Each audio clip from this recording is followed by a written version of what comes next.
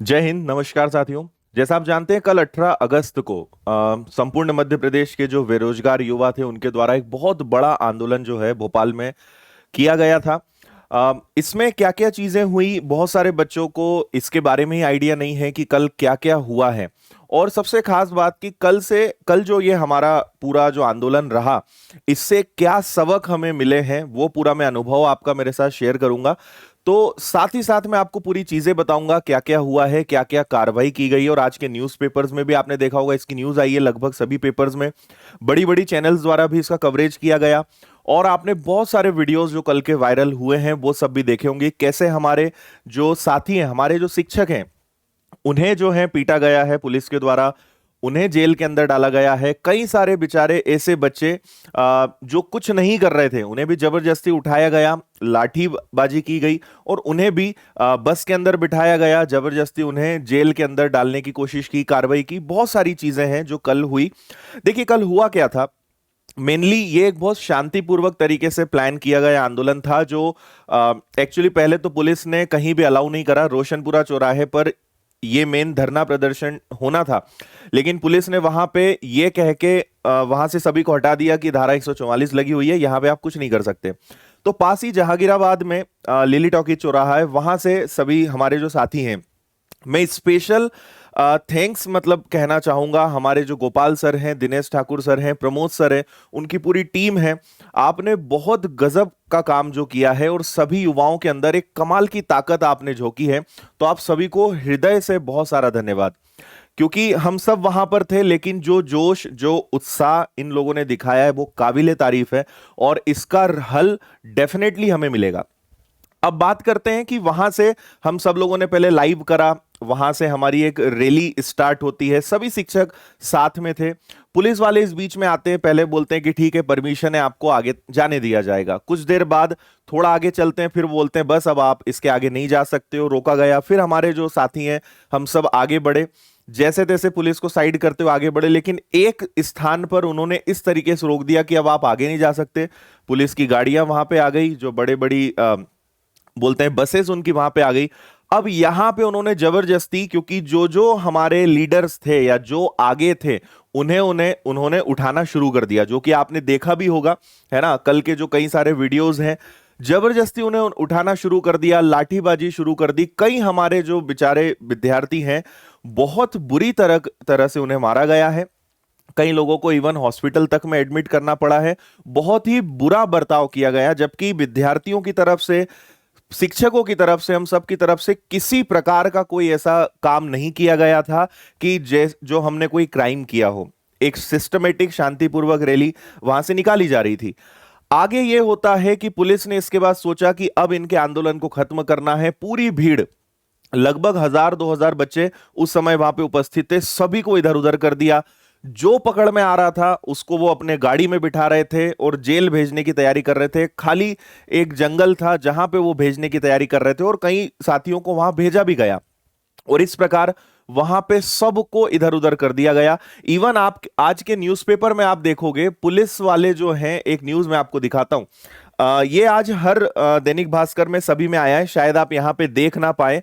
मतलब पुलिस का ये रवैया था कि वहां पे एक कोई स्टूडेंट की एज का एक बच्चा वहां पे घूम रहा था, उसे बेरोजगार युवा समझकर, उसे ये समझकर कि ये भी इस आंदोलन का हिस्सा है, उसे भी मारा गया, उसे भी जबरदस्ती बिठा दिया गया। बाद में उसने बताया कि मैं तो अपने काम से यहां घूम रहा था।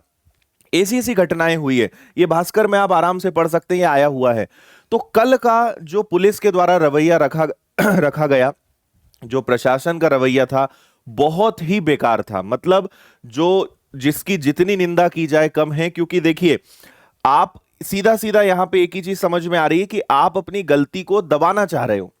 2017 से कोई भी वैकेंसी नहीं आई है। आप देख सकते हैं, आज के दैनिक भास्कर ने फिर से ये पूरा रिपोर्ट दिया है, इतनी सारी वैकेंसी पेंडिंग है। पुलिस आरक्षक 22,000 वैकेंसीज खाली हैं। उप निरीक्षक एसआई के 2000 पद, वन रक्षक, वन क्षेत्रपाल, आबकारी आरक्षक, आबकारी उप निरीक्षक, पटवारी, स्वास्थ्य विभाग में 35,000, शिक्षा विभाग में 90,000, चिकित्सा अधिकारी, नर्सिंग, ये ऑलरेडी वो खाली पद है जिनकी आज जरूरत है। लेकिन 2017 से पूरी तरह से रोक लगा दी गई है।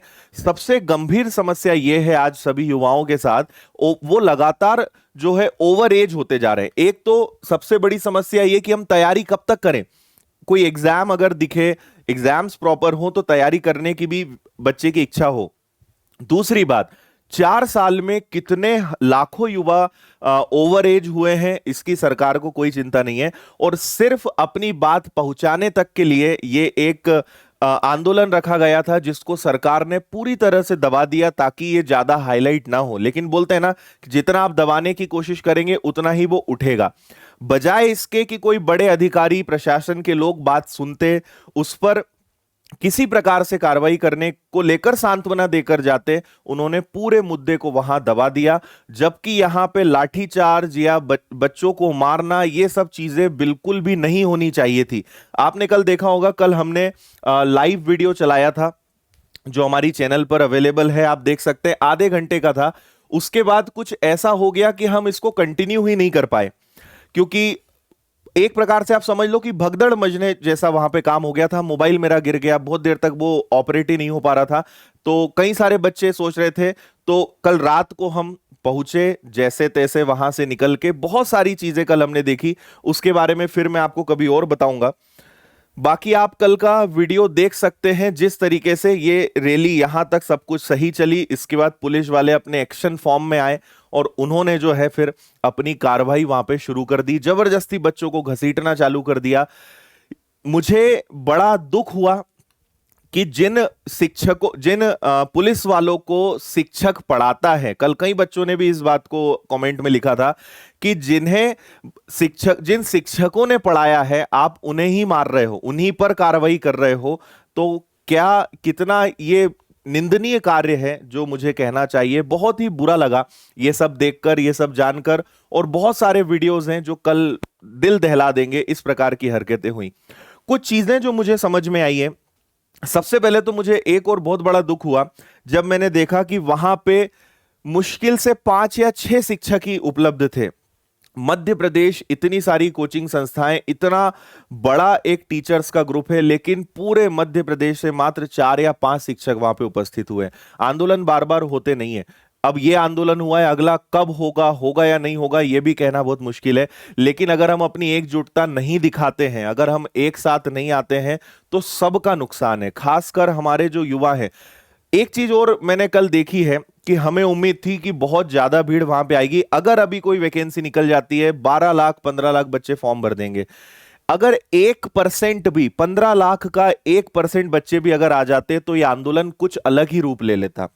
लेकिन बड़े दुख की बात है कि रोजगार सबको चाहिए, सब लोग सोशल मीडिया पे कई बातें करते रहते हैं, इसकी बुराई करना, उसकी बुराई करना, लेकिन जब जमीनी स्तर पर लड़ने की बारी आती है तो मात्र 1000-2000 बच्चे कल आए।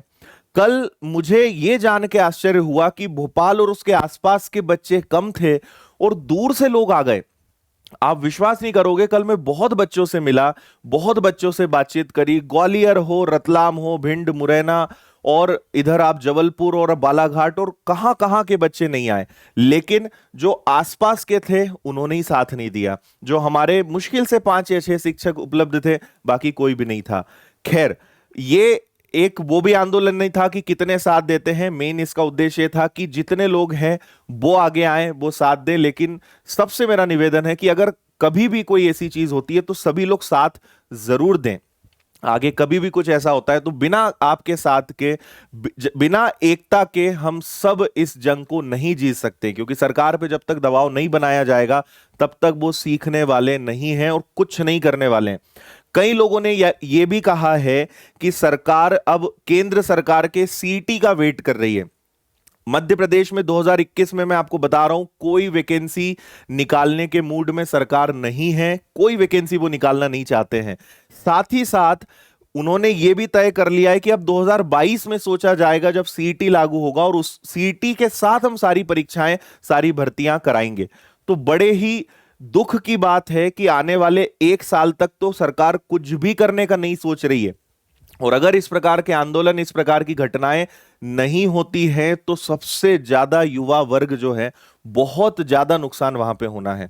इसलिए समय जरूर निकालना चाहिए था। देखिए, हमारे सबके ऊपर, सभी लोगों के ऊपर जिम्मेदारियां हैं, सभी लोगों के पास काम है, सभी लोग जो हैं का अपना एक परिवार है, बहुत सारी जिम्मेदारियां हैं। लेकिन एक दिन तो बनता है, बनता था, मतलब जिस दिन आप समय निकाल सकते थे।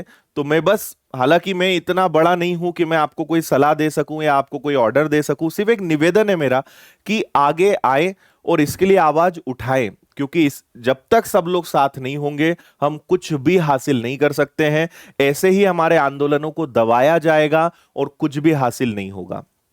एक बात मैं आपको बता दूं, जो कई बच्चे, कल जब आंदोलन खत्म होने जैसा हो गया, बच्चों को इधर उधर कर दिया, पुलिस हर चौराहे पे, एक हर रास्ते पे अपनी गाड़ियां लेके घूम रही, कि कोई भी अगर ग्रुप में दिखा तो सीधा उठा लेते थे। यह हाल था कल का। कैसे बच्चे इधर उधर भाग रहे हैं, छुप रहे हैं, मतलब जैसे हमने बहुत बड़ा अपराध कर दिया हो। बहुत बड़ा ही, मतलब ऐसा इवेंट था, जब आप वहां होते देखते तो आपको भी लगता कि ये क्या चल रहा है, कोई देख नहीं रहा है, कोई सुन नहीं रहा है। बहुत सारी चीजें वहां पर थी। एक ही सबक मुझे वहां पे लगा है, और जो मुझे लगता है कि एक बात तो तय है कि इसका कुछ ना कुछ रिजल्ट तो हाथ में जरूर आएगा। जितने बच्चे कल उपस्थित थे उन सभी को सैल्यूट करता हूं, जितने हमारे साथी थे उन सबको मैं सैल्यूट करता हूं, और जितने लोगों ने इसमें पार्टिसिपेट किया आप सभी को बहुत बहुत धन्यवाद। लेकिन एक चीज याद रखिए कि इससे कुछ ना कुछ हासिल जरूर होगा। बात पहुंची है, मीडिया कवरेज मिला है, इससे दबाव तो एक बनेगा और सरकार कुछ ना कुछ एक्शन तो लेगी। तो ये जो आंदोलन है, ये जो हमारा समय था, ये बेकार नहीं गया है। इससे हासिल हमें जरूर बहुत कुछ होगा, और आगे अगर कुछ भी हमें और करना पड़ता है तो उसके लिए हम सब तैयार रहें। बस यही मैं आपके साथ शेयर करना चाहूंगा। आज सुबह मुझे सोशल मीडिया पर जब मैं और वीडियोस देख रहा था, एक बहुत ही अच्छी फोटो मुझे मिली, शायद मतलब कोइंसिडेंस था। एक बहुत ही शानदार फोटो मुझे दिखाई दी, बहुत ही अच्छा मैसेज इसमें, इंग्लिश में, फिर मैं हिंदी में बताता हूं। The fallen tree refuse to die, instead grow for more trees out of itself, this is what happens when you don't quit. Hindi में अगर मैं कहूं, ये एक पेड़ आप देख पा रहे होंगे, गिरा हुआ है, पेड़ गिर गया है, लेकिन इसने क्विट नहीं करा, इसने हार नहीं मानी, इसके ऊपर 4 पेड़ खड़े हो गए। एक गिरे हुए पेड़ के ऊपर 4 पेड़ पेड़ जो हैं खड़े हो जाते हैं। अगर आप मैदान नहीं छोड़ते हो, लड़ते रहते हो, तो आज आप 1000 हो, कल को लाखों में कन्वर्ट हो जाओगे। आज आपको इतना सा मिला है, लेकिन कल बहुत बड़ा अचीवमेंट आपको मिलेगा। इसलिए कभी भी क्विट नहीं करना है, ठीक है। बहुत सारे बच्चे कुछ दूसरे कदम उठा लेते हैं। मैं आपको बस एक ही चीज कहना चाहता हूं कि समय जरूर विपरीत है, परिस्थितियां जरूर विपरीत है, लेकिन हमें मजबूत बने रहना है। सब लोग आपके साथ हैं, सभी आपके साथ हमेशा रहेंगे। बस निराश नहीं होना है, हताश नहीं होना है, अपनी पढ़ाई भी जारी रखनी है, लेकिन अपने आप को मजबूत भी बनाना है। निराश नहीं होना है, क्विट नहीं करना है, मैदान छोड़कर नहीं भागना है, और जो जिम्मेदारियां आपके ऊपर हैं, जो सपने आपने देखे, उन सब को आपको पूरा करना ही करना है। बस यही सोच अपने अंदर रखें, पॉजिटिव रहें। लगातार जो समय है, हर किसी के जीवन में बुरा समय आता है। आप ये मान लें कि शायद आपके जीवन में ये वो समय चल रहा है, इससे हमें फाइट करना है, भागना नहीं है। आप अगर भाग जाओगे तो आप वहां पे एक सामान्य आदमी, एक सामान्य मनुष्य कहलाओगे, जो अपनी परिस्थितियों से लड़ नहीं सका। तो हमें लड़ना सीखना है, अपना हक मांगना सीखना है, और हमें जीवन में कुछ बनकर दिखाना है, क्योंकि बहुत लोगों की उम्मीदें आपसे टिकी हैं। और अगर आप मैदान छोड़ने का डिसीजन लेते हो तो हमेशा याद रखना उन लोगों का क्या होगा जिनको आपसे बहुत ज्यादा उम्मीदें थी। बस इतना ही मैं शेयर करना चाहूंगा। वीडियो आपको कैसा लगा ये जरूर बताइएगा कमेंट करके। कल आपका अनुभव क्या था, कोई भी राय है, कोई भी टिप्पणी आप इसमें कमेंट करके मुझे जरूर बताइएगा। बहुत बहुत धन्यवाद। जय हिंद, वंदे मातरम।